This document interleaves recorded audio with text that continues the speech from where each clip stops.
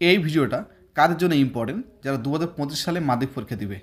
দেখো, তোমরা যদি মাধ্যমিকের ইংরেজিতে সর্বোচ্চ নম্বর তুলতে চাও ভিডিওটা শেষ পর্যন্ত অবশ্যই দেখবে। দেখো, বেশিরভাগ ছাত্রছাত্রীরা কী করে, তারা মাধ্যমিকের ইংরেজির সিন আনসিন গ্রামার করে ফেলে, নিজে থেকে করে, কিছুটা বন্ধুর কাছ থেকে কালেকশন করে নেয়। কিন্তু সব থেকে প্রবলেমে পড়ে যায় তারা কিন্তু রাইটিং স্কিলের মধ্যে। কারণ মাধ্যমিকের ইংরেজিতে 3টা রাইটিং স্কিল থাকবে আর 3টায় লিখতে হবে তোমাদের সর্বোচ্চ নম্বর তোলার জন্য। তাই তোমরা যাতে 3টা রাইটিং স্কিল লিখতে পারো সেই জন্য আমি একটা খুবই ইম্পর্টেন্ট রাইটিং স্কিল সাজেশন দিয়েছি।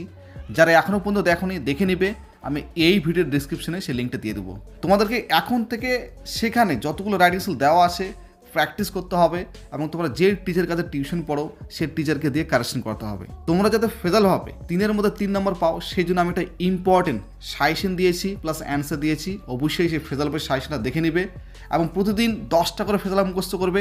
সেখানে প্রায় 108টার মতো ফেজাল দেওয়া আছে, 11 দিনের মধ্যে কমপ্লিট হয়ে যাবে। তার পাশাপাশি তোমরা যারা মাধ্যমিকে স্টার মার্কস পেতে চাও, অর্থাৎ 75%, যাদের ড্রিম যে আমার স্টার পেলে অনেক হয়ে গেল, তোমরা যাতে মাধ্যমিকে স্টার পাও সেই জন্য আমি একটা ইম্পর্টেন্ট ট্রিক বলে দিয়েছি, মেথড বলে দিয়েছি।